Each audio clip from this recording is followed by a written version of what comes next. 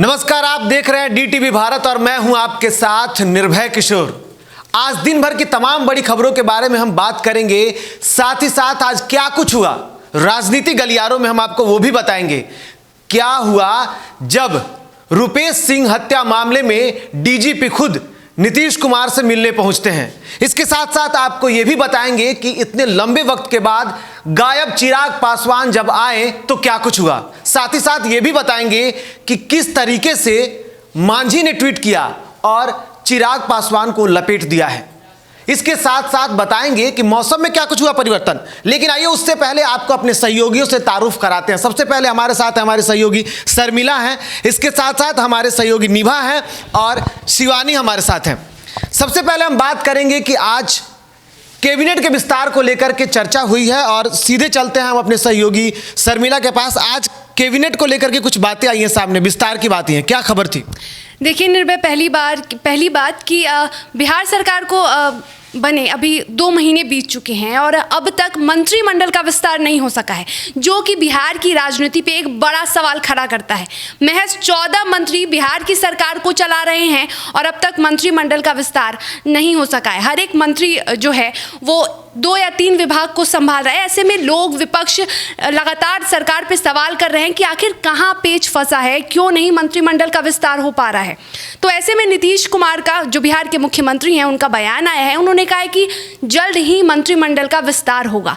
लेकिन सवाल यह है निर्भय कि कब। कोई ऐसे चेहरे भी सामने आए हैं क्या कि मंत्रिमंडल के इस विस्तार में कोई बड़ा चेहरा भी आया हो सामने?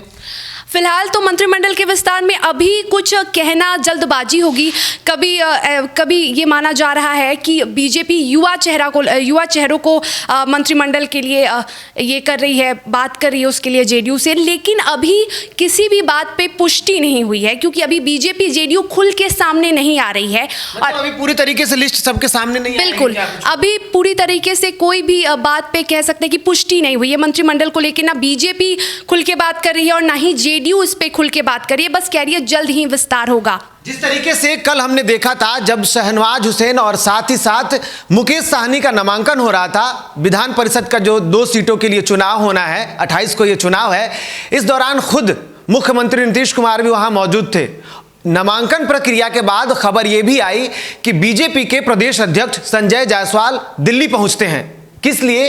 क्योंकि बीजेपी के तरफ से जो भी मंत्रिमंडल में शामिल होने वाले नए चेहरे हैं उस पर चर्चा हो सके। क्योंकि बीजेपी की खास तौर पर शर्मिला, जो आगे जब रणनीति बनती है तो केंद्रीय नेतृत्व, क्या उस तरीके के कोई नाम सामने आए क्या बीजेपी की तरफ से?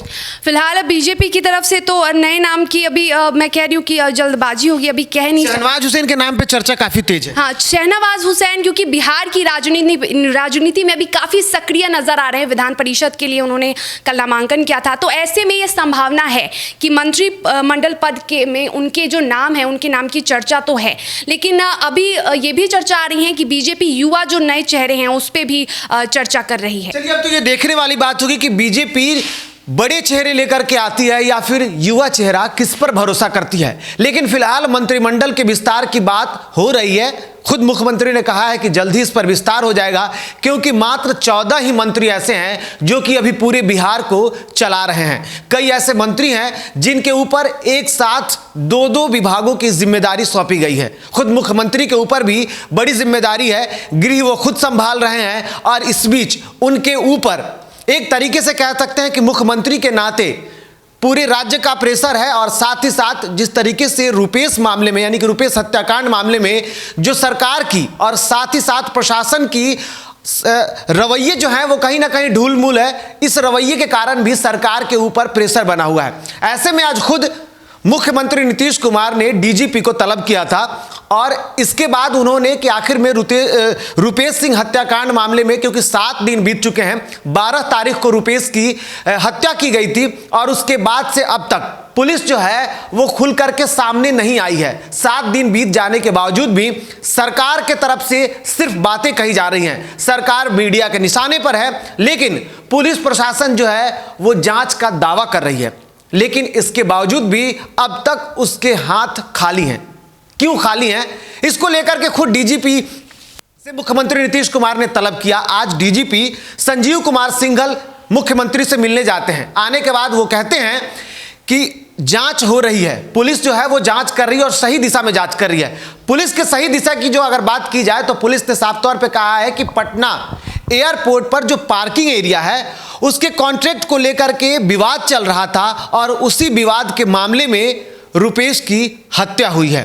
हालांकि रुपेश की हत्या को लेकर के और भी कई बिंदुओं पर जांच चल रहे हैं और जांच के बाद जो रिपोर्ट आएगा वो जो भी होगा वो डीटीवी भारत आपको जल्द ही बताएगा। इसके साथ साथ रुपेश सिंह के मामले में हम आगे एक और खबर आपको बताएंगे, लेकिन हम सीधे चलते हैं पहले निभा के पास, क्योंकि जिस तरीके से बिहार चुनाव में जब चुनाव हो रहे थे उस दौरान देखा यह गया था कि चिराग पासवान जो थे वो नीतीश कुमार के सबसे धुर विरोधी देखे जा रहे थे, लेकिन चुनाव के बाद वो मानो कि रणक्षेत्र छोड़कर गायब हो गए थे। लंबे वक्त के बाद चिराग आए हैं। निधि, क्या निभा, क्या लगता है कि आज क्या कुछ कहा चिराग को लेकर के, क्या खबर है आपके पास? जी निर्भय, मैं बता दूं कि चिराग पासवान लंबे अरसे के बाद पटना आए।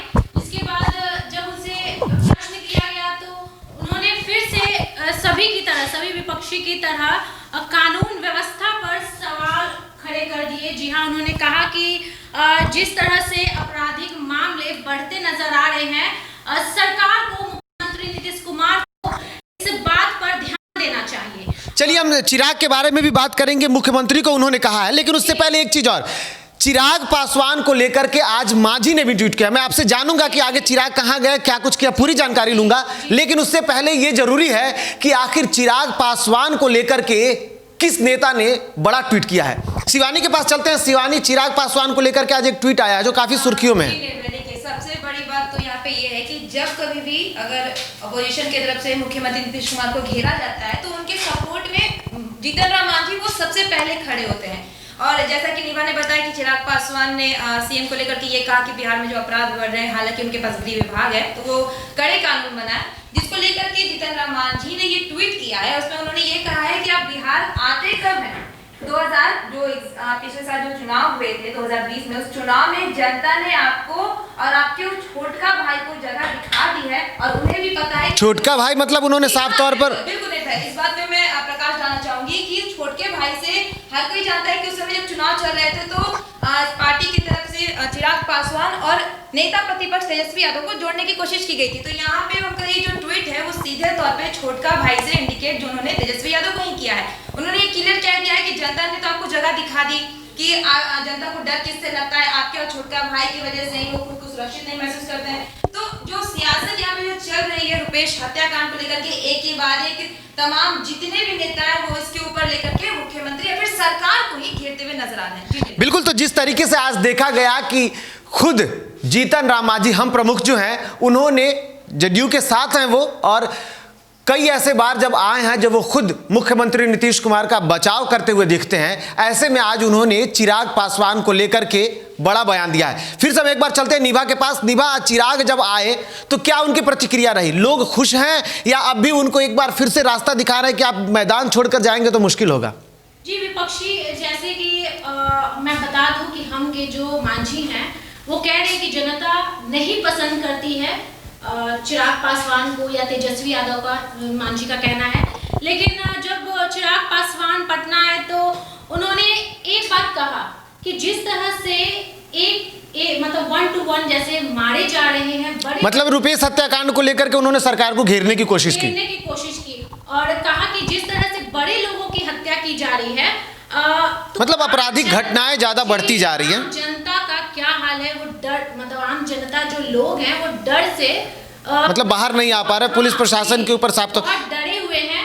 और मैं एक बात और भी बता दूं कि चिराग पासवान ये छपरा गए हुए थे जो रुपेश के परिवारजन में। जी हाँ, मैं बिल्कुल, तो कह सकते हैं कि चुनाव के बाद, यानी कि चुनाव जैसे खत्म हुआ, चुनाव के पहले उनके साथ जब रामविलास पासवान का निधन हुआ, निधन के बाद वो जो सक्रिय हुए, उनके दाह संस्कार जो खत्म हुए, उसके बाद वो चुनाव में काफ़ी सक्रिय हुए चिराग पासवान। लेकिन जैसे ही बिहार विधानसभा का परिणाम आया, सरकार बनी, उसके बाद रणक्षेत्र छोड़कर के मानो चिराग पासवान गायब हो गए थे। कहा यह जा रहा था कि लगभग 2 दिसंबर के बाद से चिराग पासवान बिहार की राजनीति में नहीं दिख रहे थे। मानो वो धूमिल से हो गए थे।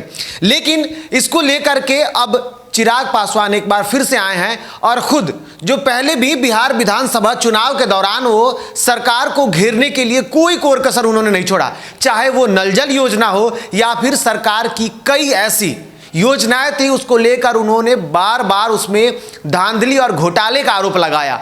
लेकिन जैसे ही चुनाव खत्म हुआ, गायब चिराग अब एक बार फिर से उग निकल गए हैं और वो अब सरकार को एक बार फिर से घेरने की कोशिश कर रहे हैं। लेकिन आज जिस तरीके से जीतन राम मांझी ने जो ट्वीट किया, उस ट्वीट में उन्होंने नेता प्रतिपक्ष को साफ तौर पे इशारों में लिया है, क्योंकि चुनाव के दरमियान दोनों एक दूसरे के, शर्मिला मैं आपसे जानूंगा, चुनाव के दरमियान ऐसे कई बार देखने को मिला जब तेजस्वी जो थे वो चिराग को छोटे भाई बड़े भाई बोलते थे और ये उनको छोटे भाई बोलते थे। आज एक बार फिर क्या लग रहा है कि इन दोनों के बीच में कुछ और चीज़ देखी जा सकती है क्या? क्योंकि लोजपा के पास एक विधायक है और ये दावा कर रहे हैं बार बार कि जेडीयू के नेताओं को वो तोड़ेंगे और सरकार बनाएंगे, ऐसी कुछ भी उम्मीदें दिख रही हैं?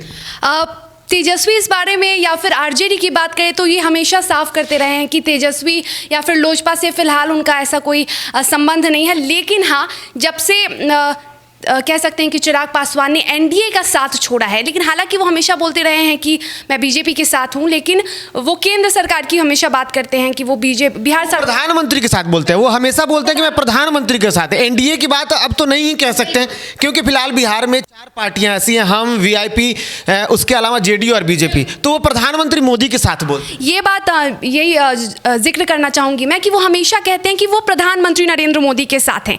ऐसे में तेजस्वी यादव उन्हें कहीं ना कहीं ये इस बात का अंदेशा दिला देते हैं कि मैं चिराग पासवान या लोजपा से किसी भी तरह का फिलहाल कोई संबंध नहीं रखना चाहता हूं, क्योंकि जाहिर सी बात है निर्भय तेजस्वी यादव फिलहाल बिहार के सबसे बड़े अपोजिशन पार्टी यानी विपक्ष की पार्टी में उभरे हुए हैं और वो प्रधानमंत्री कह सकते हैं, जो कि बिहार सरकार में अभी बीजेपी की पार्टी है। तो फिलहाल वो किसी तरह से कोई भी कह सकते कदम ऐसी नहीं उठा, सत्तासीन पार्टियां हैं तो उसके खिलाफ वो कुछ ऐसा नहीं कर रहे हैं कि बयान बिल्कुल ना वो ऐसा कोई बयान देना चाहते हैं, ना फिर वो कोई ऐसा कदम उठाना चाहते हैं। बिल्कुल, अगर तेजस्वी को लेकर के देखा जाए तो इस चुनाव यानी कि बीते साल जो 2020 में बिहार विधानसभा का चुनाव हुआ, तो तेजस्वी में बहुत से परिवर्तन दिखे, वो परिवर्तन दिखा और उसका असर भी दिखा है। लेकिन फिलहाल हम बात कर रहे हैं कि चिराग एक बार फिर से राजनीति में आए हैं और उन्होंने सरकार को घेरने की कोशिश की है। हालांकि वो कब तक बने रहेंगे ये देखने वाली बात होगी, लेकिन ट्विटर का ज़माना है, ट्विटर पे भी बहुत नेता एक्टिव होते हैं।